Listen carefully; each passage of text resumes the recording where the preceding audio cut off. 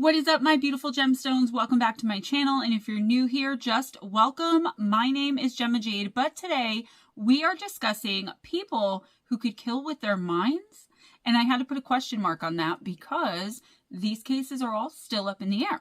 I came across information about this topic as I sat in my office at my computer while I was once again trying to find something extremely interesting to discuss with you all this week, and I couldn't believe my good luck when something that gave me the idea to do this just randomly popped up.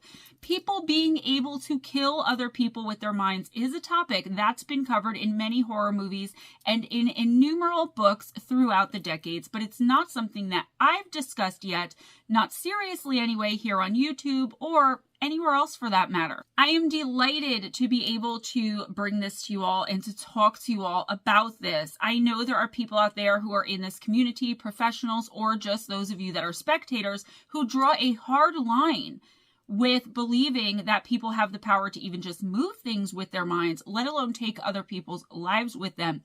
Meaning they'll believe in extraterrestrials, they'll believe in fairies, they will believe in Bigfoot, they will believe in ghosts and spirits, and most of what I say, but their line will be drawn at this. There's tons of people in this community and out in the real world who don't believe in mediums either, and yet here we are. To that, I would just say, as I always do, that I am not trying to convince anyone of anything or change anyone's minds. I would just ask that you keep your mind open while you're here today and either chatting in the premiere, listening on your own, and or leaving a comment. Just keep it respectful and keep your mind open.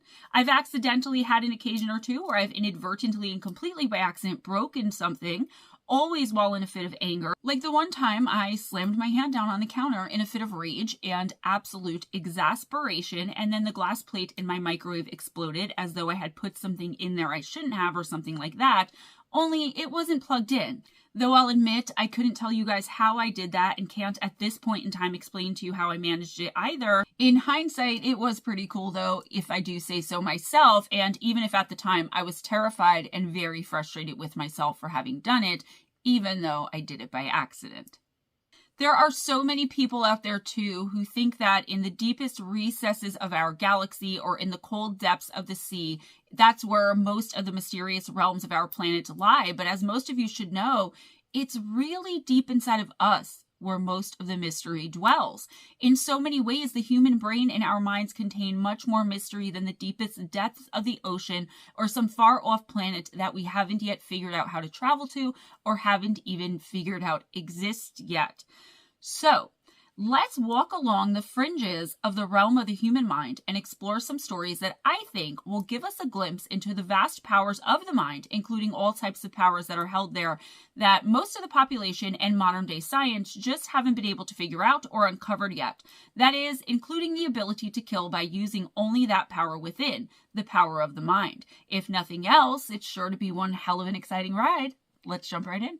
So one of the earliest cases I was able to find about someone who is said to have been able to kill by using nothing but her mind was that of a woman named Anna Bonnet. Anna was born in September of 1848 in Maryland Point, Stratford, Essex, England. Gosh, you guys have such long names for where you live. Despite her health and how large her family was, she was born into a life of wealth and privilege, and she lived one as well. From a very young age, Anna was said to possess more than a couple of uncanny psychic abilities, including being able to form uncanny friendships with all types of animals. She also had what they called back then psychic visions, with her being able to accurately predict other people's deaths. One person in her family who knew about Anna's strange gifts said she was, quote, a born seer, seeing apparitions and divining the characters and fortunes of people, end quote. Obviously, this type of ability back in 1848, no matter where you were, made Anna seem strange and odd to her peers and even to some of her closest family members. They were scared of her. Anna really didn't seem to notice how she was looked at by her community or how she was seen by other kids, because it said that she spent the bulk of her time locked away inside of her father's very extensive library. Not locked away as in she was locked in there. She just enjoyed it there more than anywhere else except with her animals, so that's where she spent the bulk of her time. She would devour all sorts of books, and she was completely content with doing so. Anna would voraciously read anything and everything she could get her hands on, and she didn't care much about being around or playing with other kids her age or her siblings anyway. She was known to be incredibly bright and creative, and at the age of only 13, she wrote a whole novel called Beatrice, A Tale of the Early Christians. The older she got, the more interested in the occult she was said to have become, and she studied what was called spiritualism under the instruction of a woman named Miss Florence J. Theobald in Hastings. And as a part of her apprenticeship, she would regularly take part in mediumship sessions and even seances. You guys know how I feel about the spiritualist movement and seance in particular. Nothing good ever comes out of them. Later on in her life, Anna continued her writing, and eventually she bought the lady's own paper, eventually taking up the spiritual practice of theosophy and becoming a vegetarian and feminist. Just a side note, for those of you who don't know what theosophy is, it's essentially the study of divine wisdom. Think theology and philosophy. Okay, so Anna felt so strongly about her views and beliefs that in 1873 she enrolled in medical school in Paris. She did so not only to defy a system in which women almost never pursued higher education, but also to acquire the scientific knowledge to argue against vivisection and to argue for vegetarianism. So it should go without saying that a woman in medical school at that time in the world didn't go smoothly for her. And in fact, it wasn't even legal for a woman to become a medical doctor at that time. She was just doing it to like spit in the face of the patriarchy, I guess. That's exactly what she did too. And she got high marks across the board, proving herself to be smarter than most of the men she attended the same classes with. It was said though that she really struggled and had major issues with vivisections and dissections, which at the time were crucial and absolutely an essential component to any medical class and study. Anna didn't only despise it, but she refused to take part in it altogether, asserting that in her mind it was akin to straight up murder. She was one of those people and offered herself up for dissection in place of the animals. I'm sorry, I don't like the overly dramatic type of person, just not my vibe, not my type of people. But that's what I meant by she was one of those people, like the I'm gonna tie myself to this tree type person. And hey, if you're with that and you vibe with that, that's totally cool. But for me, Anna and I would not have gotten along. Of course, offering herself up and behaving the way she did won her no rewards and garnered her no favor with neither her all-male professors or her all-male peers and classmates. She actively rallied against the practices as well, but it was all to no avail and fell on deaf ears. She became constantly depressed as the screams and cries of the unanesthetized animals were absolutely unbearable to her ears, and that I understand. But if I lived back then and I were in her position, maybe medical school wasn't the best place to go, knowing about dissections and vivisections, which she had to have had foreknowledge of when she did that, because that's how they studied. That was science back then. The main person with whom Anna had trouble, though there were many, was a physiologist named Professor Claude Bernard. At the time, Professor Bernard was Europe's primary expert on vivisection. He took great pleasure and excitement in Anna's torment from the practice, and he would speak more boldly, louder, and to a much wider audience than Anna for why it was such a necessary and important practice. He expounded on its merits and scientific worth, and Anna often complained and to anyone who would listen about what a sadist he was and how he was an evil madman. It got to the point where she could barely stand to be in the same room as him. All of this escalated one day, though, in December of 1877, when Bernard was giving a lecture where he explained that he had slowly baked animals to death in a study he had done on body heat.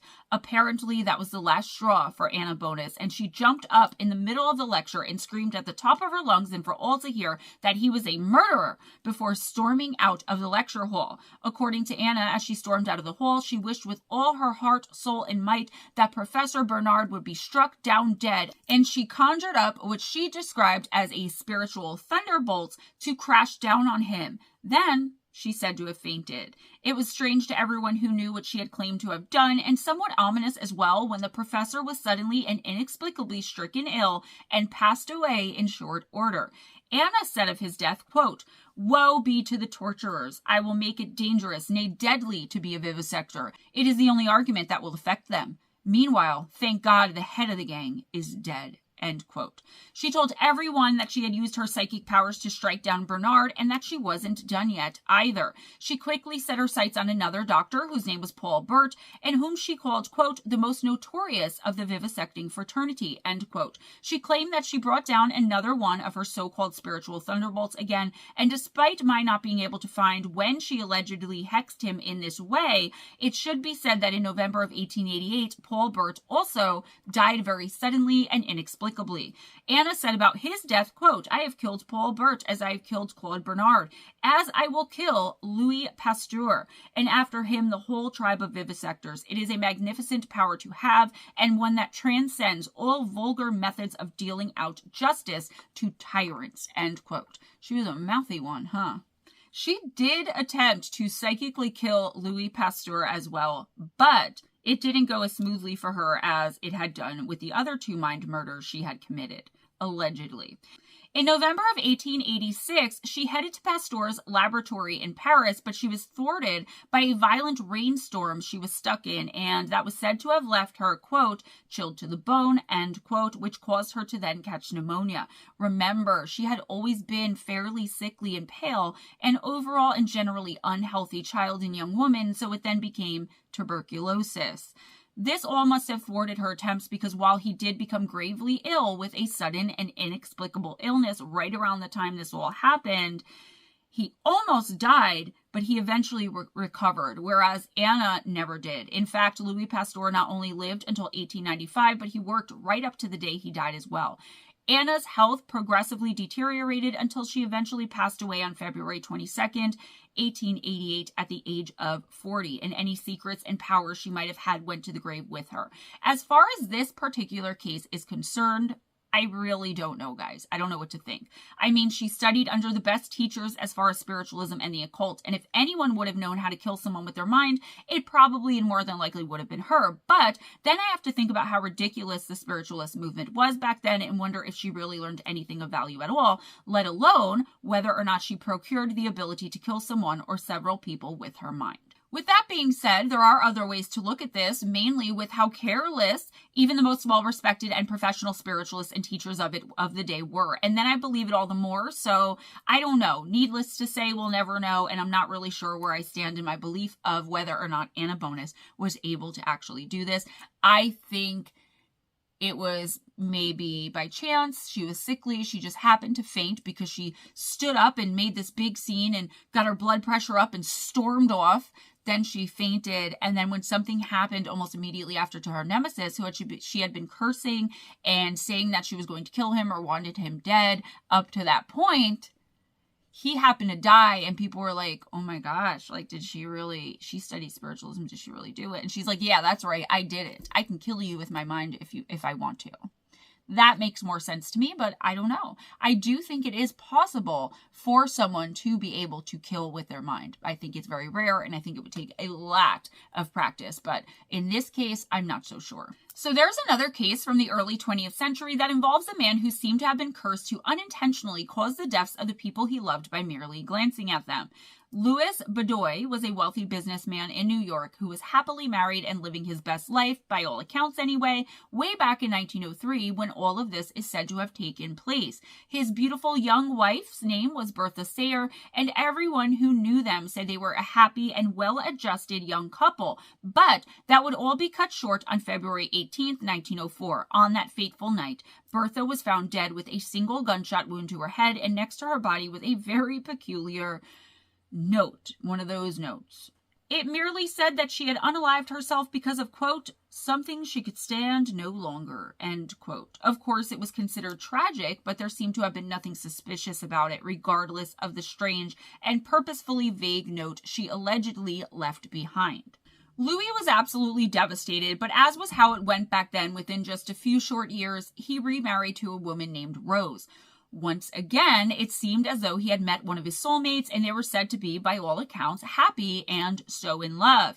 It seemed like Louis was finally ready to put the dark chapter of what happened to Bertha and how it traumatized him behind him for good. However, on December 10th, 1908, neighbors smelled a very strong odor of gas coming from the couple's apartment.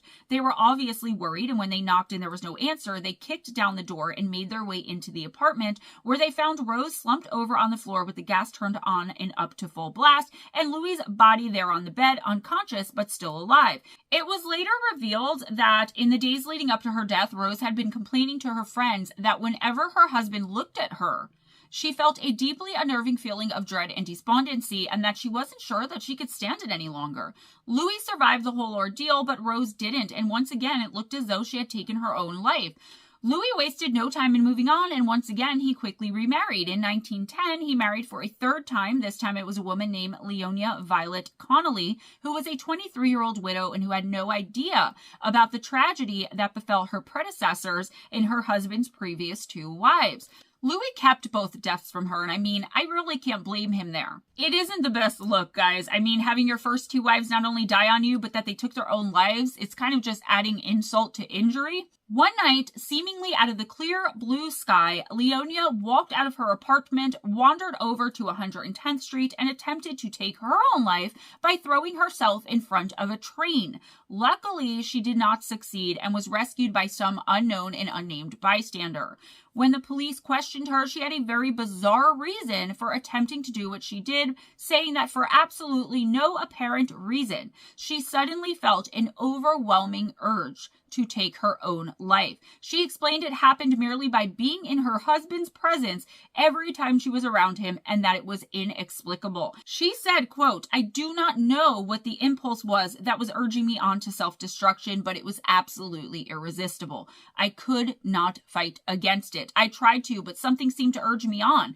And when he came home last night after several days' absence, and I had seen him for only a few hours, the impulse had become stronger than ever. Then I sent him away and followed out of the house myself, determined to end it all." End quote. I don't know. Leonia left Louis shortly after the incident, apparently afraid that the next time it happened, she wouldn't be so lucky as to be rescued and might actually succeed in taking her own life. Louis was heartbroken, and he was also absolutely convinced that he was somehow the cause of his first two wives' deaths as well. He thought that he was cursed, that anyone that married him would unalive themselves eventually, gaining the idea merely by a look from him. He checked into a hotel at Mamaroneck in New York under an assumed name shortly after Leonia left, and there he put a gun to his head and took his own life. It's so bizarre because none of the three women nor Louis were ever any type of depressed or unhappy at all for the most part, let alone suicidal. They actually were wealthy. They lived well. They ate well. They drank well. They were in love by all accounts. At least the women were well before they met and married him. Is it all just a coincidence, or is there something more to it? Coincidence just is something that's yet to be explained, in my opinion. But of course, I can't answer whether or not the poor guy had some sort of uncanny ability to force his wives' hands to take their own life by nothing more than a loving glance. But I do have some sort of idea as to what could have been happening here. So Louis could have had some sort of evil, lower vibrational and or demonic attachment that was overtaking him, possibly implanting the ideas into the wives' minds. Louis wouldn't have known that it was happening, and the women wouldn't have been able to tell the difference either. When we have these sorts of extreme and extremely evil and malevolent attachments, they don't want other people around us, and they don't want us feeling love. They don't want us loving or being able to love. So a significant other, like a marriage partner, a spouse, even someone that, you're just head over heels for and not married to, would pose a serious threat and become a problem for those types of attachments. Maybe he, under the influence of this attachment, took the life of wife one and wife two. The second one, maybe he discovered something about himself and thought he should end it all for himself while he was at it. Remember the gas leak? I know a lot of you will think that explanation is far-fetched, but trust me, I have seen stranger things happen with demonic and even just lower vibrational attachments. And it actually makes way more sense than that he was inadvertently and accidentally doing it with nothing more than the power of his mind and a loving glance. As always, let me know what you all think in the comments below. In November of 1909, a traveling magician and hypnotist who called himself Professor Arthur Everton was making his way through Somerville, New Jersey, and he stopped and did a show there. During the performance, he asked for a volunteer from the audience because he wanted to demonstrate his powers of hypnotism. At that time in the world, and in the United States and Europe especially, hypnotism was known as somewhat mystical. It was known as a mystical art and was considered very exotic and interesting.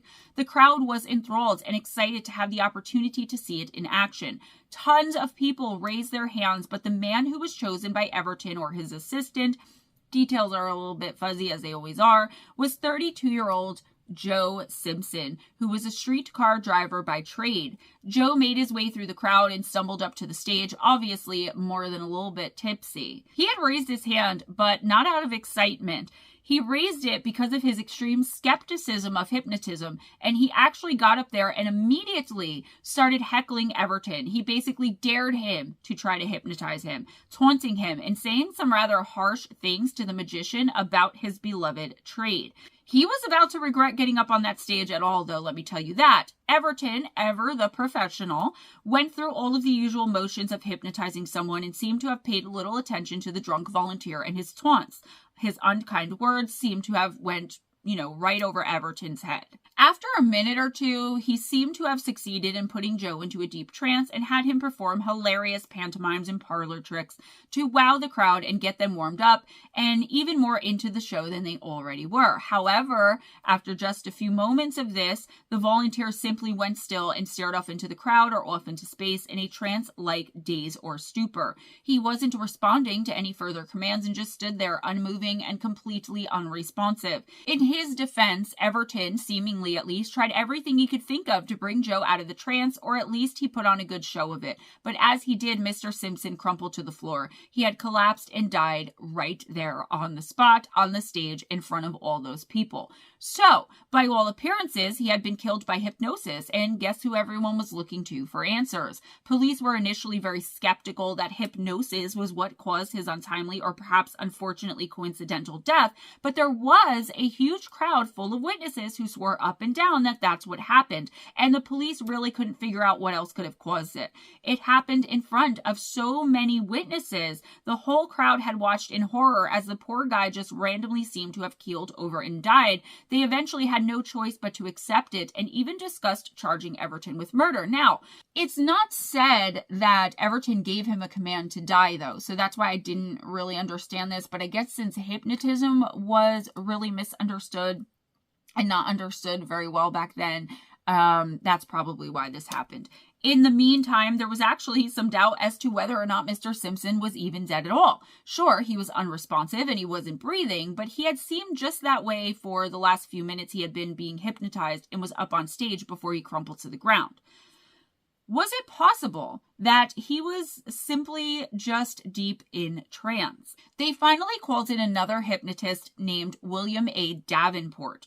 They did this in order to see if Simpson was in fact still alive and whether or not Davenport would be able to resuscitate him. From there, things only got more bizarre. Davenport immediately went to work trying to give Simpson a series of commands that were meant to get his breathing stabilized and his heart to start beating again. Nothing seemed to work, and after some time, Simpson was considered to be and was pronounced dead.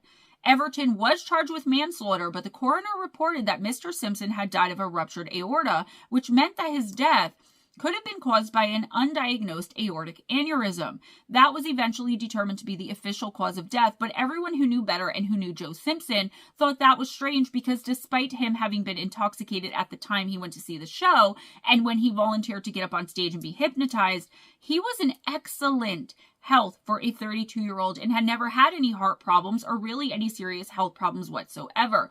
I've got a question here too. How great was medical science back then that they would have definitely found something like that, though? Something wrong with the heart, or, that maybe he was predisposed to this aortic embolism or aneurysm, whatever they called it. I don't know. I mean, that has to play in here too a little bit though. Because this all happened during Everton's performance, speculation ran rampant that he had done it on purpose, causing Simpson's heart to explode because he had heckled him so much in the beginning of the act and as he made his way up to the stage. In fact, he continued mocking Everton even as he stood on the stage with him, seemingly until he was put under hypnosis.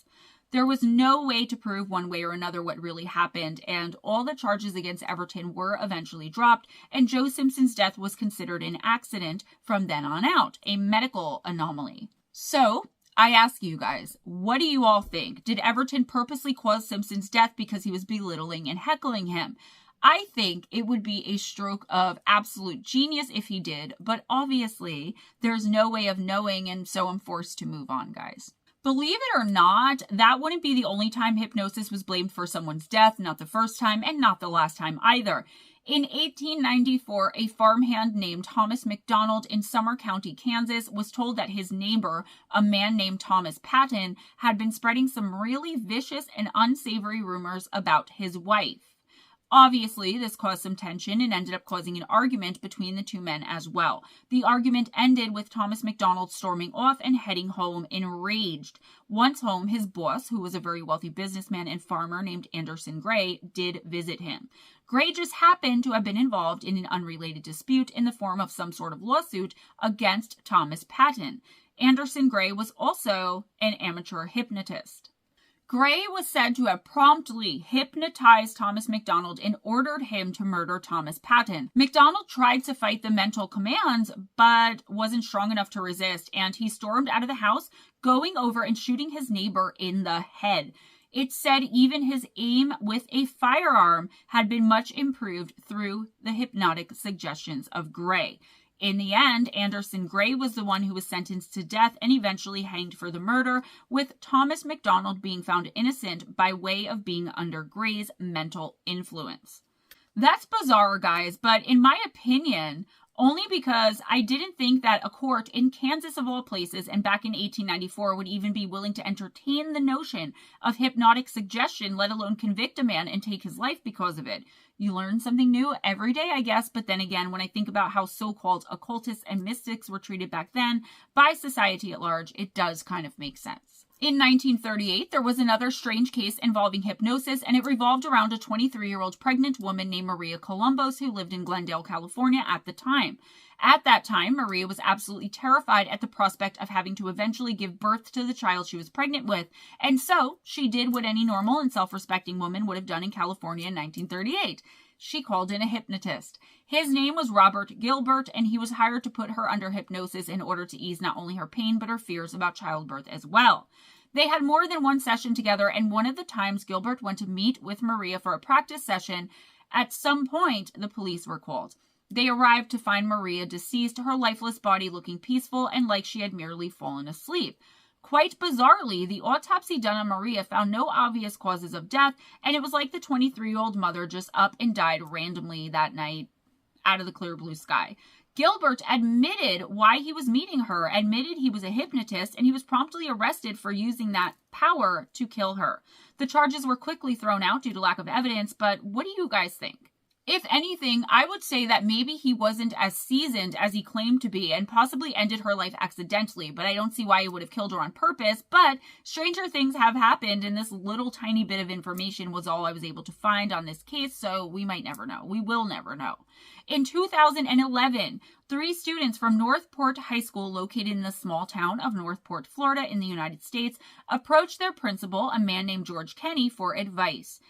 They all had various issues, nothing too serious, typical teenage stuff, but they went to their principal because they considered him a trusted adult who would be willing and able to help them with whatever it was that they needed. At the very least, they could trust him, and no matter what, they knew that he would do his best to help them. Mr. Kenny was very popular with his students, and it's said that they absolutely adored him, so it wasn't anything strange, not at first anyway, that these 3 students went to him for advice and or help.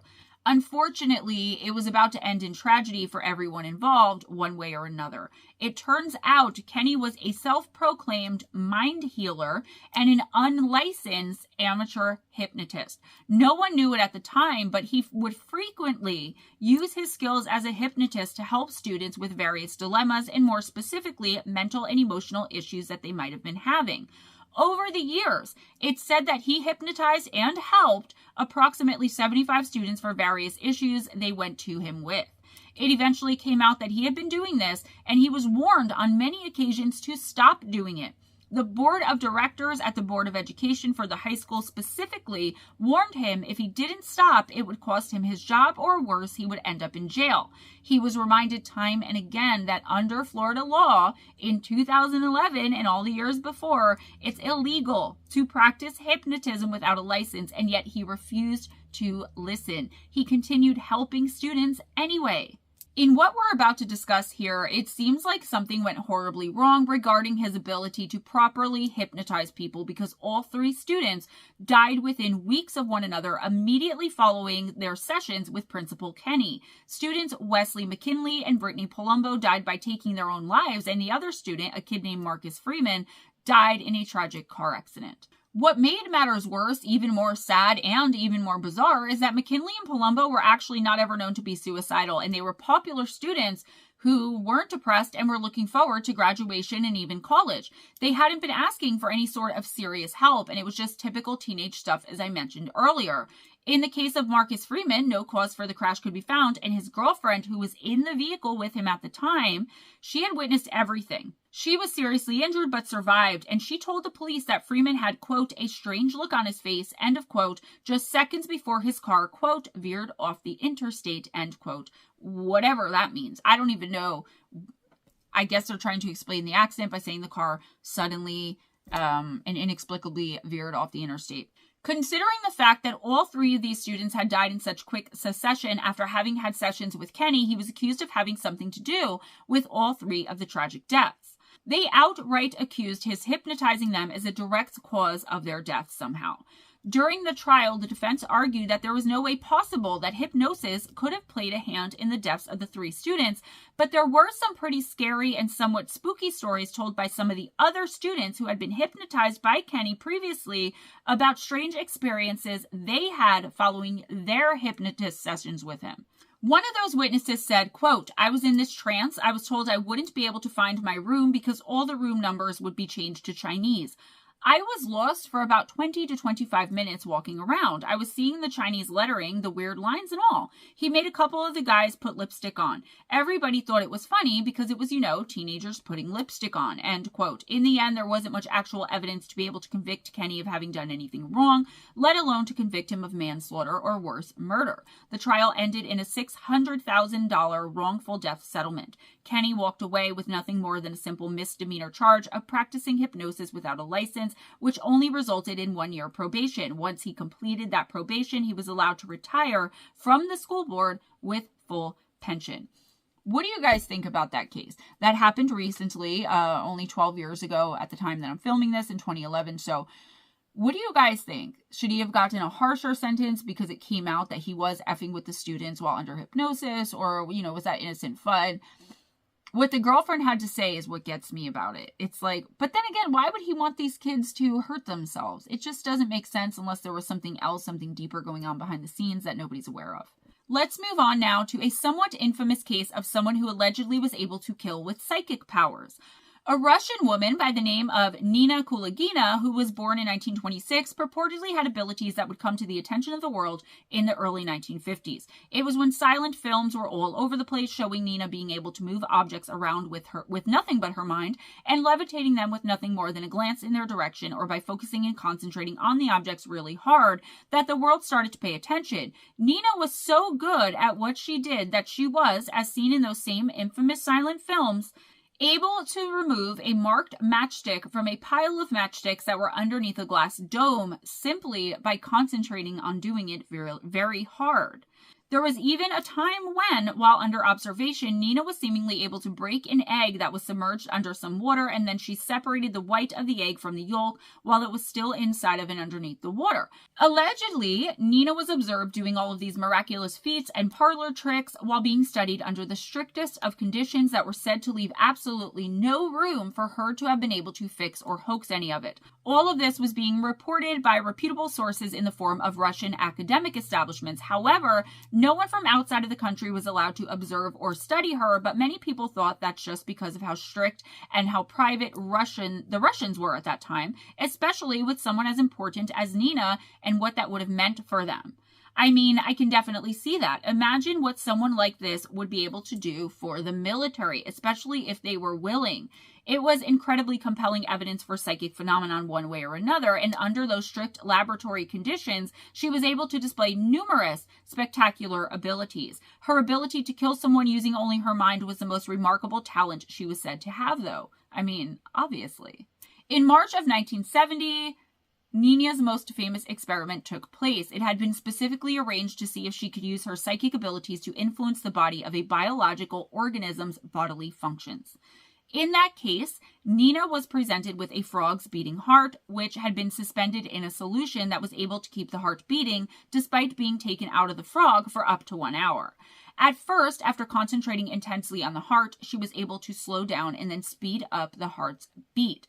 Then, she was asked to make the heart stop beating, which she allegedly was eventually able to do after merely concentrating on it for several minutes. When she was done, the heart was nothing more than a lifeless mass just sitting there in that solution. There was a physician in the room who had made it known and loudly proclaimed that he was skeptical of Nina's powers, and so she was asked if she could slow down and speed up his heart rate as well.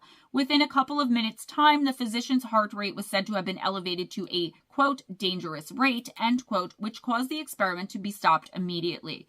Obviously, nowadays, just as back then, people are skeptical as to whether or not this woman was actually able to do all of the things it's claimed that she could.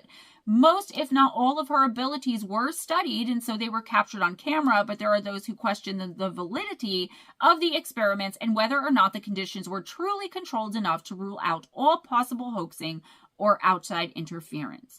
Was it all real or just a bunch of smoke and mirrors, possibly magic tricks pulled off with magnets, cleverly concealed threads, and a bunch of sleight of hand? Numerous skeptics and skeptical publications publicly and outright accused Nina of hoaxing all of it, going so far in some cases as reporting that she was a cheat and a charlatan. They even claimed she had been caught cheating on more than one occasion, but that the information had been suppressed from the public in order for her to keep her stellar reputation intact. Her stellar and scary reputation, right?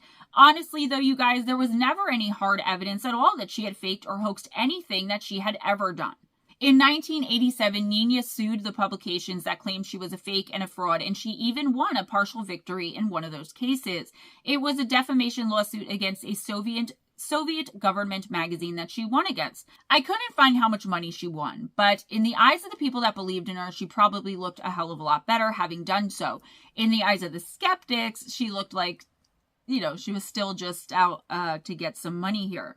Personally, I'm inclined to believe that she was able to do at least most of what it was claimed she was able to do. I don't know, guys. I just feel like giving the benefit of the doubt in most of these cases, because in most of them, there's no way to prove one way or another whether or not the person actually has the abilities they claim to have. And honestly, I know what it's like for people not to believe in you, to call you a fake and a fraud, and to know there's nothing you can do about it but suck it up and go on, knowing that that isn't what you are, and trusting that the right people, the people who matter, will believe in you because you're telling the truth. I know all too well what that feels like.